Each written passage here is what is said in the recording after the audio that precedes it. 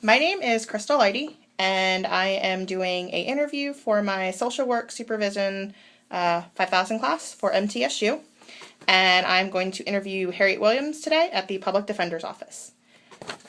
Please, Ms. Williams, tell me a little bit about yourself, such as your professional experience, background, degree. I have been in the Public Defender's Office for almost 18 years. For most of those years, I've been the office manager. Back when I first started, I found that there was a need to put clients into rehab instead of jail. So what I was able to do was to find different programs around the state and help clients get into those particular programs that they were suited for, and to help make aware of the fact that rehab was needed in the legal community in both counties, Robertson and Montgomery County. How many staff members do you currently have here? I'm going to say probably about 17 altogether. All right. And how many social work interns do you currently have? What month is this? Right now I have 3 students from the master's program that have been lent to me from Austin P. Right. Have you ever been supervised before in any professional setting? Have I personally been supervised? Yes. I was in the military. There you go. Lots of supervision in the military. Okay. Have you ever had to make a transition from being an employee to being a supervisor? From doing the work to being the person in charge? Every day. I do that every day. When I first started, it was, like I said, 18 years ago. For the first year, I was the legal secretary. And I was supervised by that time who was the office manager. And then after that, I became in a supervisory role. And I've taken several interns, paralegal interns. And just in the last year, maybe 2 years, I started taking social work interns. And I've probably supervised at least, since I've been here, at least 75 interns. That is a very incredible number. It is an incredible number. So with your employees, faculty, or employees here and interns, volunteers, anybody, how do you provide your constructive criticism to them? Honestly, I give it to them honestly. I tell them what's expected of them. I always have an open door policy if they have questions to come in and ask. Flow of information. How do you correct any deficiencies or any kind of weaknesses that you may think that they may need to work on? Communication. I tell them and then try and help them along the process and answer questions and give, as you said, constructive criticism. You always give the positive first before you give any negative. You tell someone what they're doing that's right on point, and you give them praise, and then after that you said, now these are the things that we need to work on. Always the positive before the negative. Okay. Now, as far as providing the criticism and whether constructive or well, it has to be constructive. Deficiency or weaknesses, how do you use kind of the criticism you provide to help provide improvement? Examples. By examples. What was done that was incorrect, and go through how we can correct it with the person instead of telling them how to do it, making them think through it, and letting them kind of also explore and figure out what it was that they did wrong without telling them right off the bat. Now, since you've been the office manager for so long, how do you feel about the informality of being addressed professionally, such as Harriet as opposed to Miss Williams? I let all my interns call me by my first name. I don't see that there's a problem with that. I've never had an issue So to me, I let my interns know right from the beginning that there is a kind of a structure, that there's a chain of command, and it doesn't matter what they call me as long as they know the chain of command. They could call me Snoopy, it wouldn't matter. As long as they know the chain of command and respect everybody in it.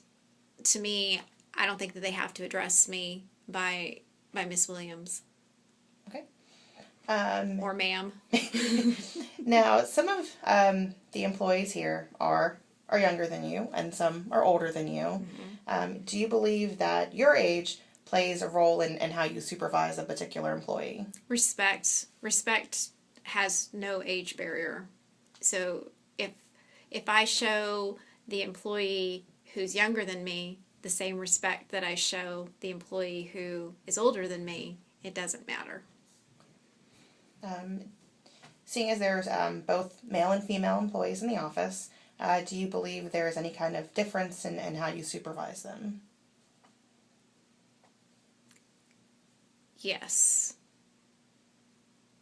Sometimes, and God help me, I know I'm going to not speak poorly of my gender, but I do believe that the females that are in the office who've not had military experience, you do have to consider their feelings when you're talking to them much more than the females or the males that have had military experience. Matter of fact, I think it goes either way. Even the men in my office, sometimes that haven't had military experience, I have to kind of treat with a little bit more sensitivity.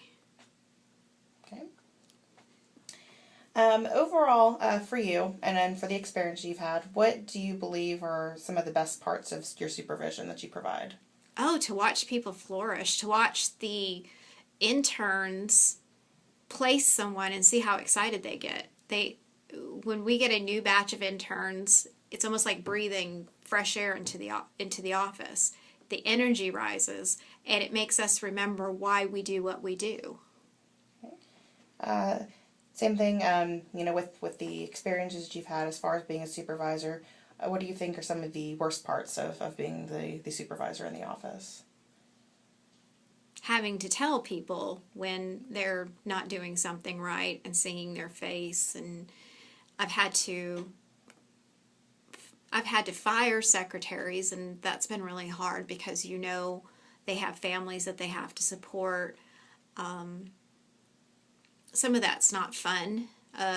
Sometimes feeling like you're the go-between between the boss and every single employee in this office. They'll come immediate to you before they go to the boss, which is fine, and really for the most part how it should be. But it becomes a daily thing. I have to stop what I'm doing a lot to help somebody deal with whatever issue they're having. Considering this is a little bit more untraditional because you have the employees and you have the interns who, come in for a semester and then leave. Overall, as far as your supervisory process for your interns, do you think it's helped you grow as a supervisor just because you've had the experience with the interns now? Oh, absolutely. The more the merrier, I guess. Actually, when you're managing someone, when it starts going from 17 to 23 or whatever it is, I don't think it matters anymore. Once you get past a certain amount of numbers, you're not going to get anything done on a daily basis anyway. No, each intern and each employee brings their own special kind of unique issues, and every day is a challenge. I don't know if that makes sense, but it really is. And I learn how to deal with different personalities, and you can't treat everybody the same when you're dealing with a situation. It's just not black and white. Everything's gray. Okay. Now, kind of as far as with the supervisory process with the interns, do you feel now that you've had both bachelor level interns and master level interns that there's a difference between supervising the two, or are they fairly similar? I find that My masters do not need a whole lot of supervision because they tend to be a little older. The bachelor, the interns that came in from the bachelor program needed a lot more supervision and direction, I find, and a lot more constructive, and I'm putting quotations, constructive criticism. Okay. Last question. Just overall, since you've had all these experiences with the interns and employees, have you come to find that the supervisory process has become easier over time since you've had all these experiences, and you've developed all these relationships, or do you think that sometimes it kind of is a problem because you have developed the relationships and it's kind of hard to be the boss all of a sudden? No, I've learned over the years how to turn it off and on. You have to. No, for me, just because I've been doing it so long. Early on, did I? Yes, I found it hard to separate the two, because a lot of times the employees here, we'll all go do things together. We'll eat lunch together. We'll do things after work. We're all friends.